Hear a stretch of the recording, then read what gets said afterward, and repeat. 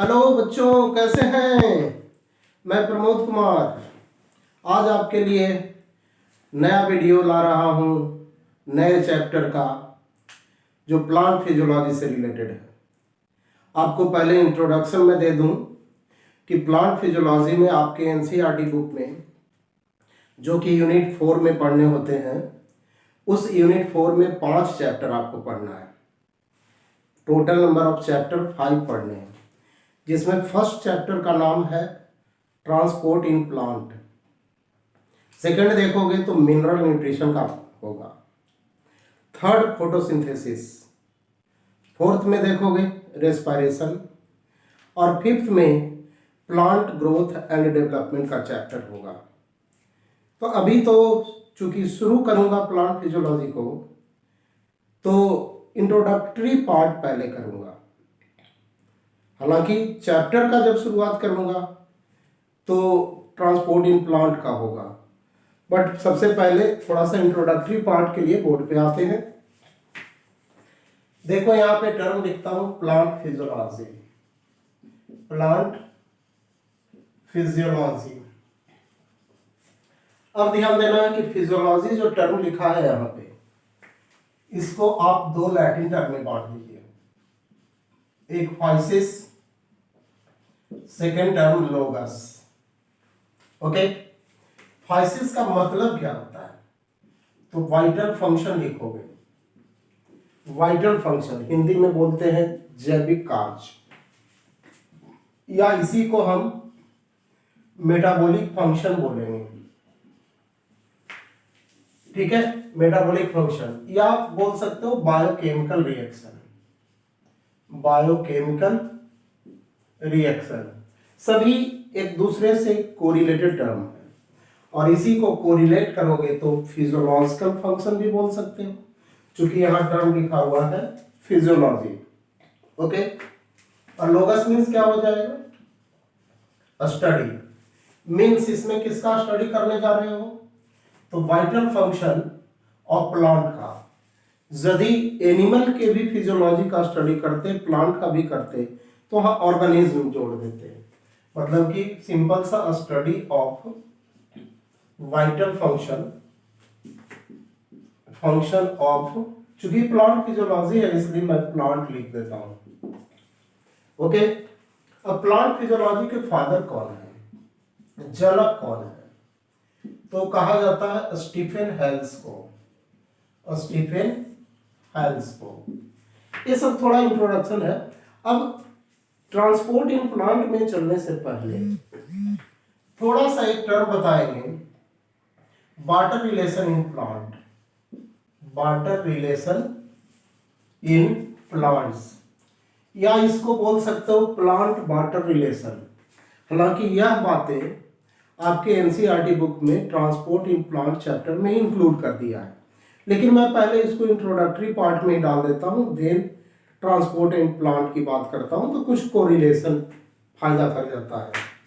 तो barter relation in plant, तो देखो बार्टर का किस तरह से प्लांट में रिलेशन है। तो सबसे पहले आप किसी सेल को बनाते हो, तो सेल के अंदर क्या होता है, प्रोटोप्लाज्म होता है, सेल मेम्ब्रेन है। सेल मेम्ब्रेन के अंदर जो फ्लूइड भरे पड़े हैं, जिसमें कि न्यूक्लियोप्लाज्म और साइटोप्लाज्म आ रहा है, वो प्रोटोप्लाज्म के रूप में जाने जाएंगे। तो ये जो प्रोटोप्लाज्म हो गया, न्यूक्लियोप्लाज्म साइटोप्लाज्म के रूप में, इसमें वाटर का परसेंटेज अमाउंट कितना बताया गया है ना। तो इसको ध्यान में रखोगे कि प्रोटोप्लाज्म के अंदर वाटर का जो परसेंटेज अमाउंट है वो अबाउट 90% बताया गया है। ठीक है, अकॉर्डिंग टू एनसीईआरटी।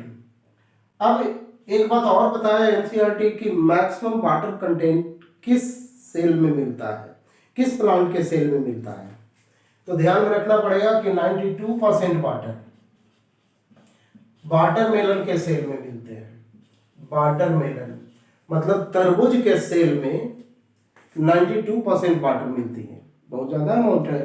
ओके, इसी तरह से और भी कोरिलेट करो, तो वाटर ऐसा मॉलिक्यूल है सेल के अंदर जिसके प्रेजेंस में ही जितने भी एंजाइम हैं वो एक्टिव रहते हैं। मतलब कह सकते हो कि all enzymes active in the presence of water. Water के प्रेजेंस में ही सभी एंजाइम एक्टिव रहेंगे। अब ध्यान देना है कि वाटर को हम गुड सॉल्वेंट भी कहते हैं। वाटर क्या हो गया? गुड सॉल्वेंट भी हो गया, इसलिए इसको यूनिवर्सल सॉल्वेंट भी बोला जाता है। यूनिवर्सल सॉल्वेंट, क्योंकि most of the solute of solution तो वाटर में ही डिजॉल्व होते हैं ना, इसलिए इसको वाटर को यूनिवर्सल सॉल्वेंट भी माना गया है। गुड सॉल्वेंट तो मानते ही हो, साथ साथ यूनिवर्सल सॉल्वेंट भी कर लेते हो। नेक्स्ट में देखोगे तो जैसे एक मैं सॉफ्ट प्लांट की बात कर लूं, एक वुडन प्लांट की बात कर लूं, मतलब ट्री हो गया जिसके की स्टेम बहुत ही हार्ड होते हैं, और हर्बेसियस प्लांट हो गया जिसके स्टेम सॉफ्ट होते हैं। इन दोनों की यदि बात करेंगे तो किसमें वाटर का परसेंटेज अमाउंट ज्यादा होगा? तो वाटर का परसेंटेज अमाउंट प्लांट में यदि देखोगे तो जैसे मैंगो ट्री है, बहुत बड़ा ट्री है तो वाटर तो ज्यादा रहना ही रहना है वीट के प्लांट के रेस्पेक्ट में। लेकिन यदि उसके सेल्स या टिश्यू से रिलेटेड करके कोरिलेट कर ले कि किसके सेल में ज्यादा वाटर का परसेंटेज अमाउंट होगा, तो वैसे कंडीशन में हर्ब को बताना पड़ेगा, क्योंकि हर्ब में मोस्ट ऑफ द सेल्स जो होते हैं वो पैरेन्काइमा वाले पार्ट होते हैं, मतलब लिविंग सेल्स का अमाउंट ज्यादा होता है then the tree wooden part. क्योंकि वुडन के बारे में पढ़े थे तो आपको पता है कि वो सेकेंडरी जाइलम का पार्ट है, और सेकेंडरी जाइलम कैसा होता है? नॉन लिविंग हो जाता है। ओके, तो इसी तरह से हर्ब प्लांट में देखोगे, हर्ब प्लांट सेल में मोर वाटर होगा। मोर वाटर किसके रेस्पेक्ट में? ट्री प्लांट के रेस्पेक्ट में, ट्री प्लांट सेल के रेस्पेक्ट में सेल लेस वाटर रखेगा।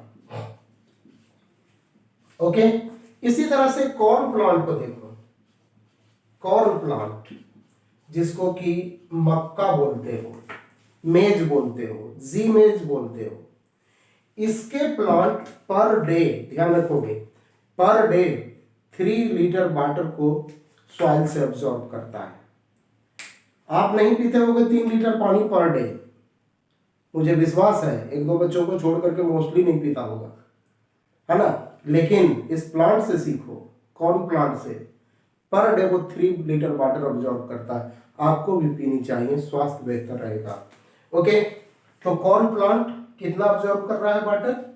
Absorb 3 litre water per day. Okay, इसी तरह से देखोगे मस्टर्ड प्लांट की बात करें, मस्टर्ड प्लांट, तो मस्टर्ड प्लांट अपने बॉडी वेट के बराबर है, 5 आवर में ही वाटर को अब्सॉर्ब कर लेता है। मान लो कि एक के मस्टर्ड प्लांट है, उसका बॉडी वेट 100 ग्राम का बन रहा है, तो स्वाभाविक है कि वो 5 आवर में सॉइल से 5 ग्राम किलोग्राम, मैंने क्या बोला था? किलोग्राम बोला था ना। तो 5 किलोग्राम का यदि प्लांट है तो 5 किलोग्राम वाटर को अब्सॉर्ब कर लेगा 5 आवर में। ओके, मैं एक कोरिलेशन एग्जांपल के तौर पे दे रहा हूं। यदि 100 ग्राम का प्लांट है तो 5 आवर में 100 ग्राम वाटर को या 100 ml वाटर को अब्सॉर्ब कर लेगा।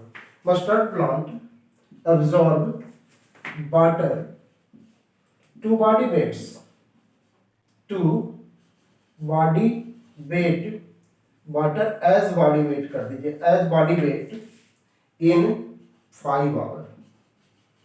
Mustard plant absorb water as body weight in 5 hour. ये सब एनसीईआरटी में दिया हुआ टर्म है, इसको ध्यान में रखना पड़ेगा आपको, आपके नीट के लिए इंपॉर्टेंट होगा।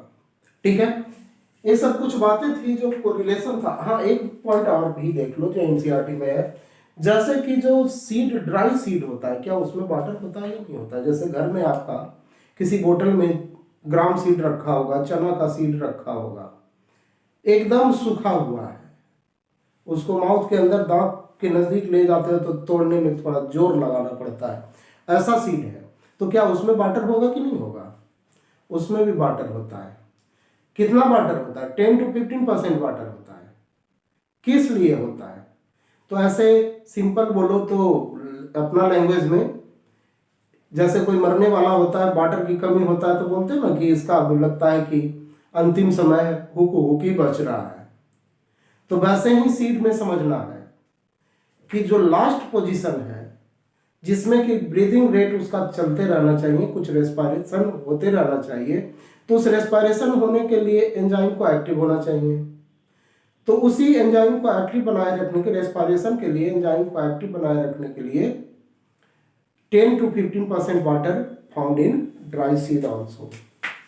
ठीक है, ड्राई सीड में कितना वाटर हो गया? तो 10 to 15% वाटर होता है।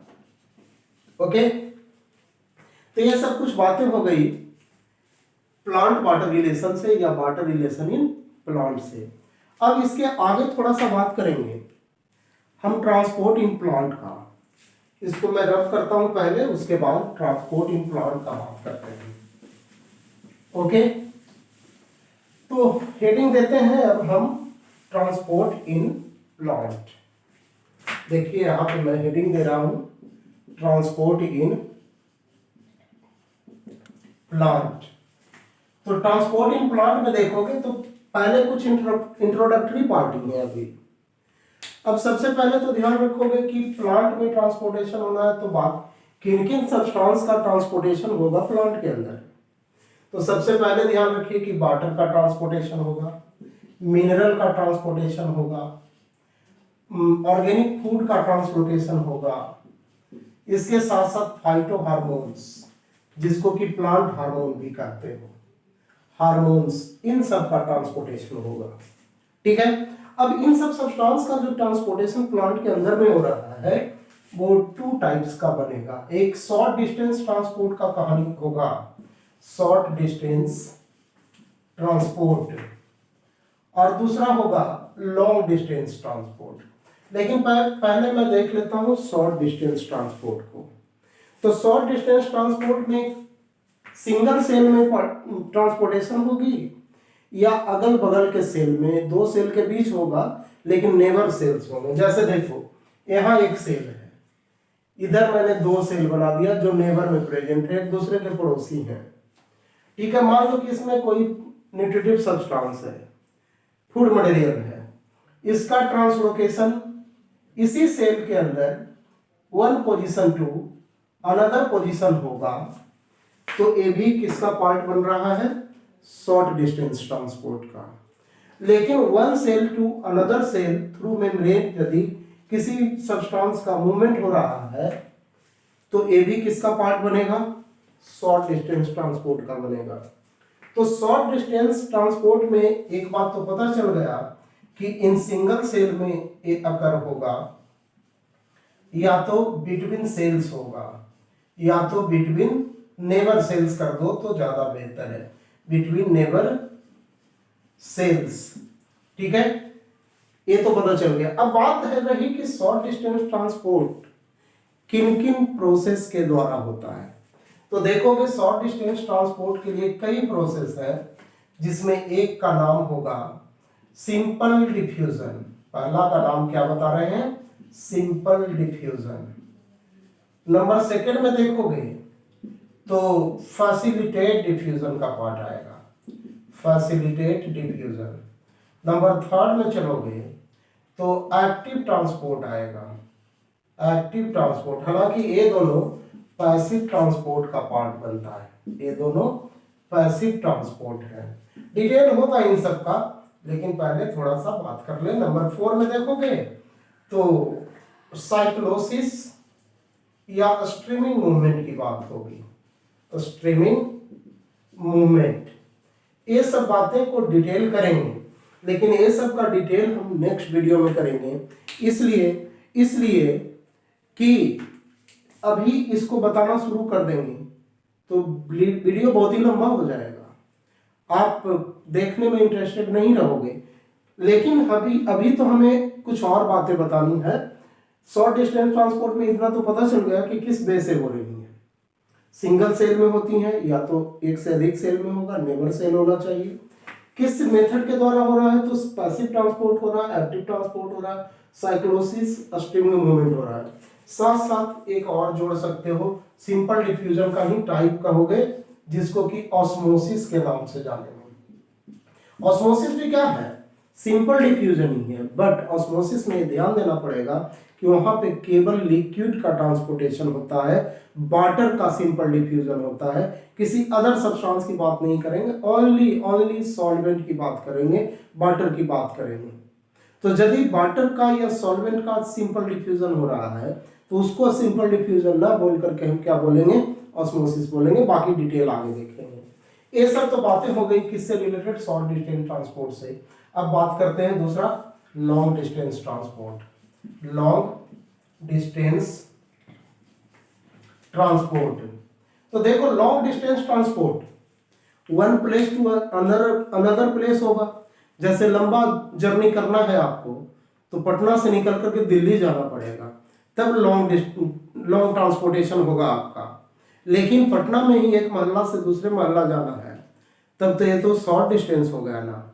एक ही शहर के कई रीजन में जा रहे हो, मान लिया कि एक मोहल्ला है बाजार समिति और दूसरा मोहल्ला है भूतनाथ, तो बाजार समिति से भूतनाथ आ रहे हो तो एक सेल से दूसरे सेल में आ रहे हो, लेकिन ट्रांसपोर्टेशन केवल बाजार समिति में ही कर रहे हो।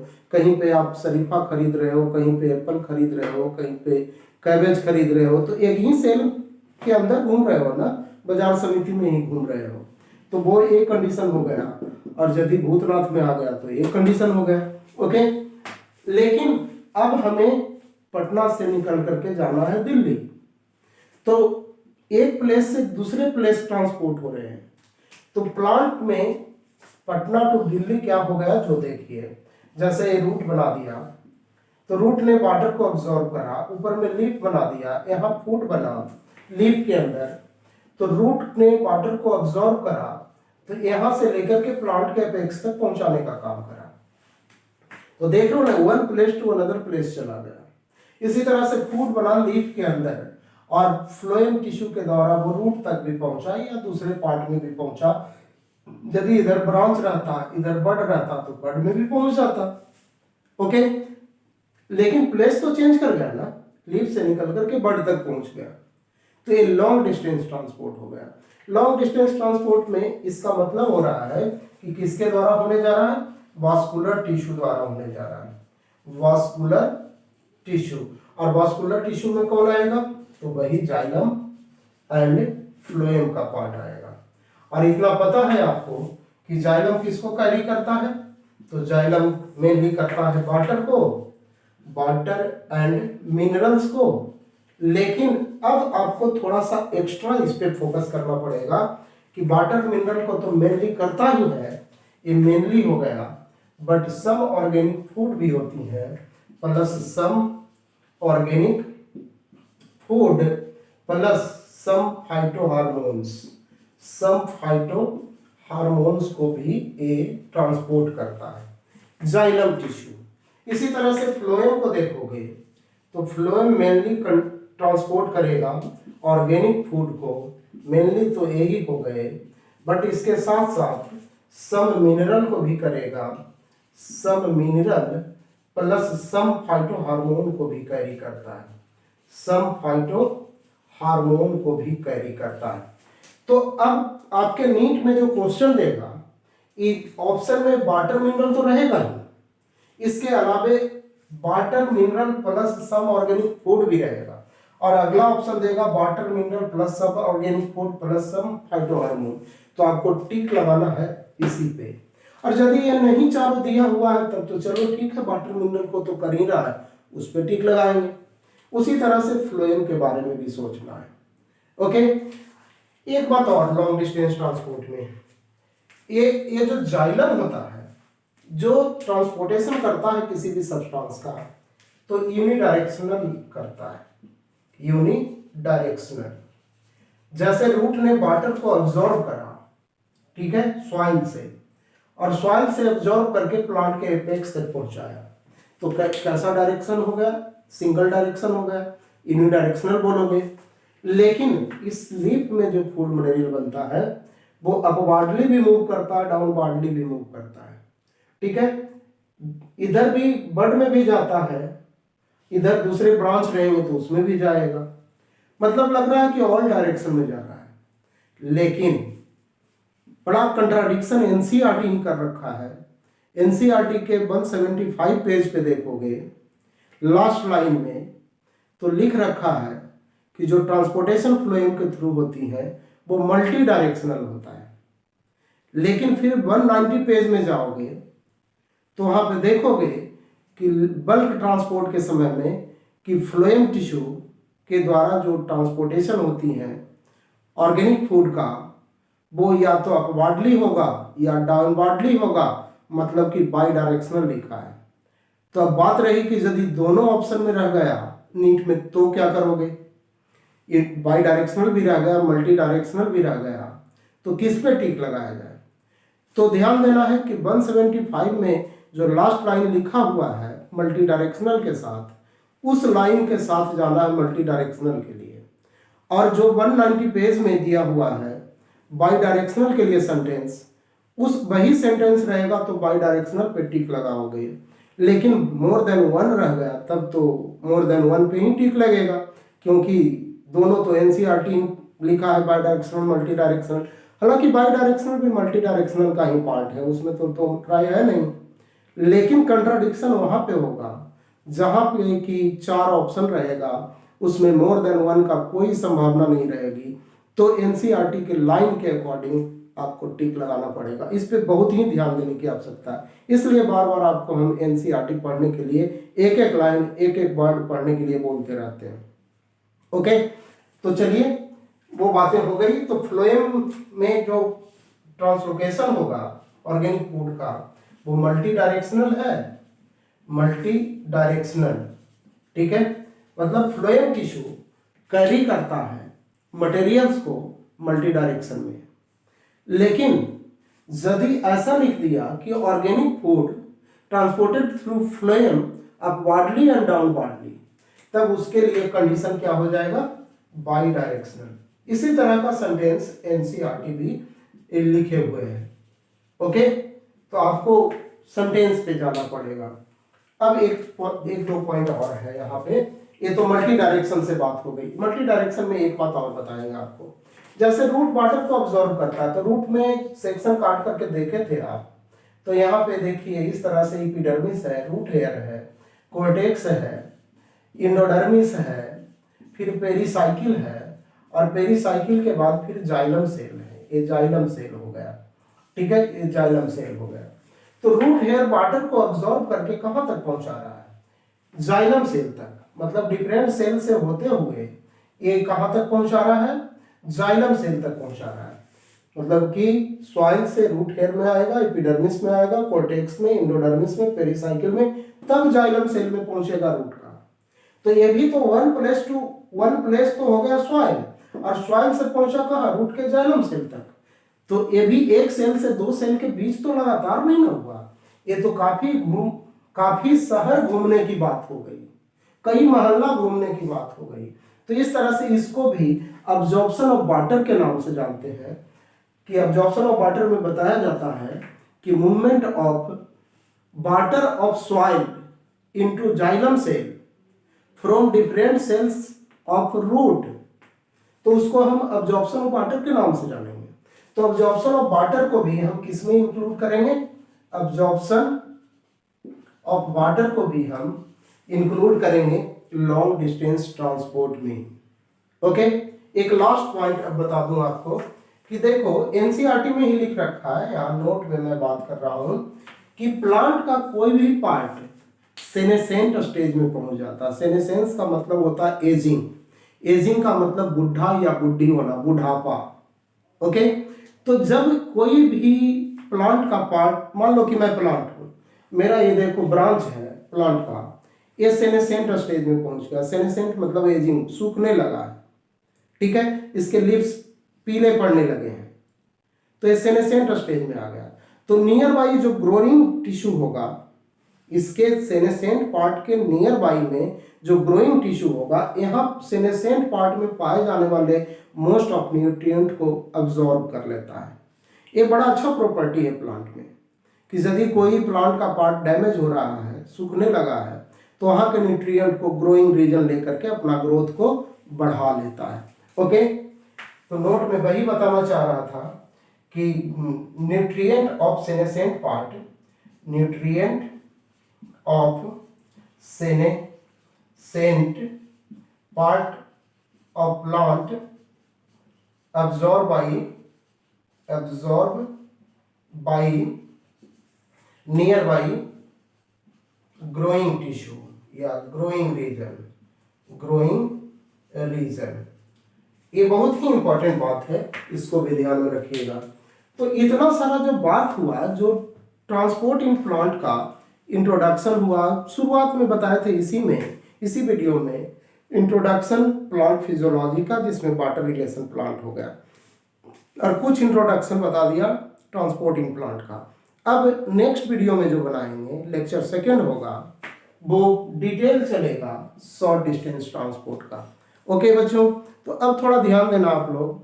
मैं बार बार बोलता हूँ आपको, आज भी बोलूँगा कि देखो भाई, खुद तो वीडियो देखो, खुद फ़ायदा उठाओ, अपने दोस्तों को भी बताओ और उनको भी बोलो कि सर को भी थोड़ा सा मोटिवेट करो। कैसे? तो लाइक सब्सक्राइब करके। कुछ डाउट वाउट रहता है, यदि हमको अप्रिशिएट करना चाहते हो तो इसी यूट्यूब में मैसेज भी डालो, अच्छा लगता है ना। ओके बच्चों, बाय बाय बाय बाय।